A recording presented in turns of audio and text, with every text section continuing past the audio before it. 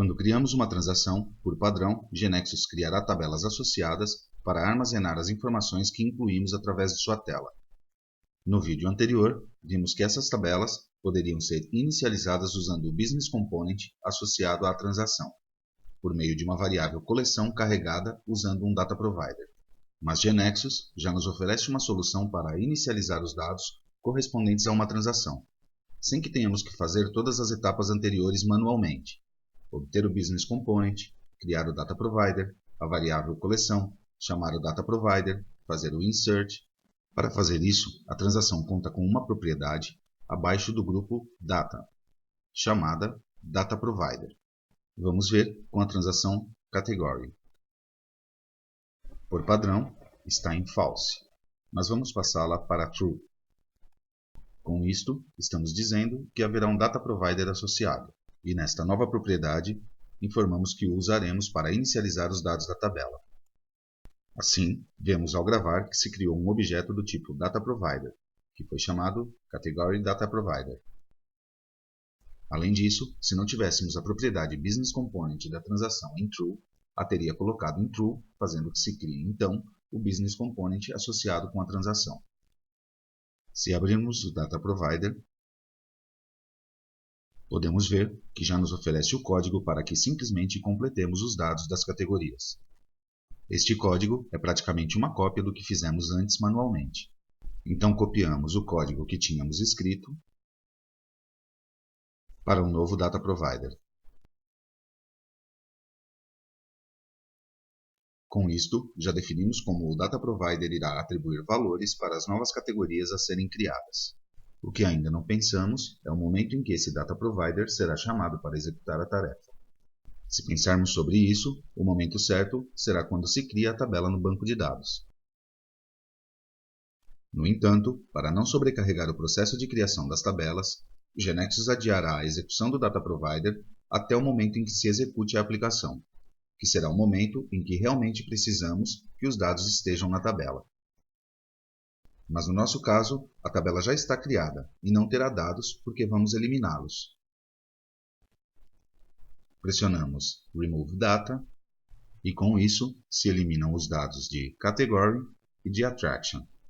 No entanto, como acabamos de habilitar a inicialização dos dados da transação, em seguida, na próxima execução, GeneXus irá executar o Data Provider. Observemos que se a tabela já tiver dados neste momento, porque temos o identificador como AutoNumber, o que fará será adicionar novos registros.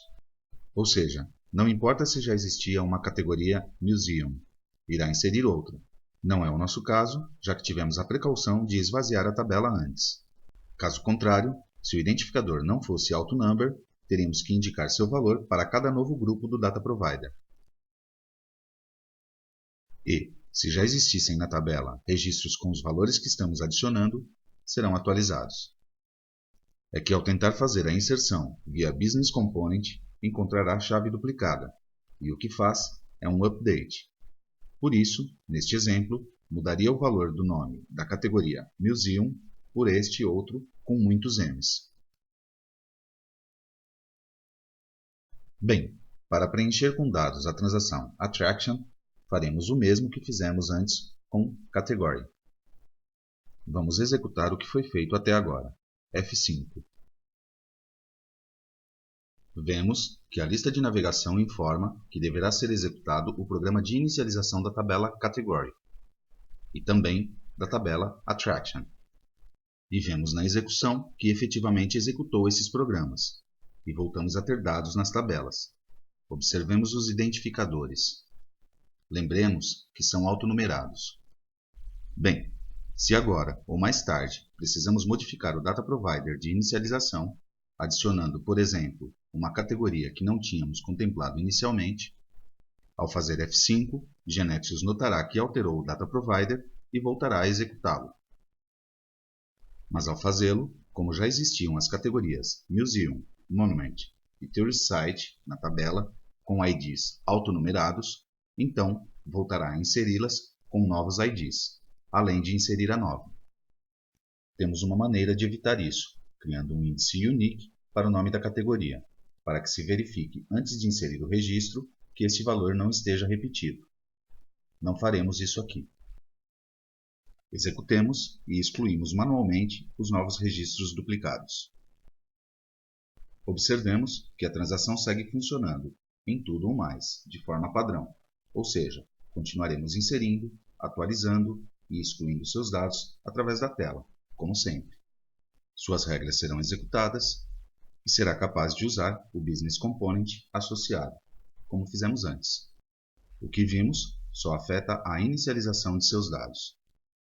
Mas, se a transação corresponde a informações que não mudam ao longo do tempo, como por exemplo, os países, estados ou regiões de um país, parâmetros de um sistema e etc., é desnecessário que a transação ou Business Component nos permita atualizar seus dados.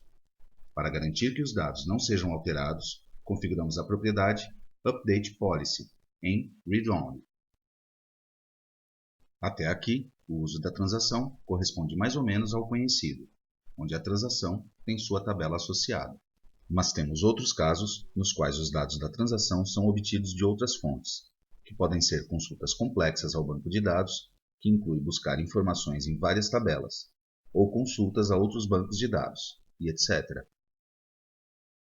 Neste caso, a transação não terá essa tabela associada. O Data Provider é quem se encarrega de obter esses dados. Para especificar este uso, a propriedade UseTo configuramos com o valor Retrieve Data. Essas transações são chamadas de transações dinâmicas, sobre as quais não nos aprofundaremos neste curso. Em conclusão, para popular de dados uma tabela, não o faríamos manualmente como fizemos no vídeo anterior, mas usando a propriedade Data Provider da transação. Para finalizar, façamos um commit de nossas modificações no GeneXus Server.